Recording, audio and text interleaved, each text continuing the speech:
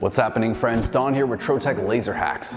Today we're going to look at some tips and tricks focused on improving your laser skills. Let's get started. Today, we have a super inventive solution for engraving oddly shaped products on your laser, particularly at low volume. Believe it or not, this laser hack uses a small tray of sand to allow for simple positioning and alignment of irregularly shaped items.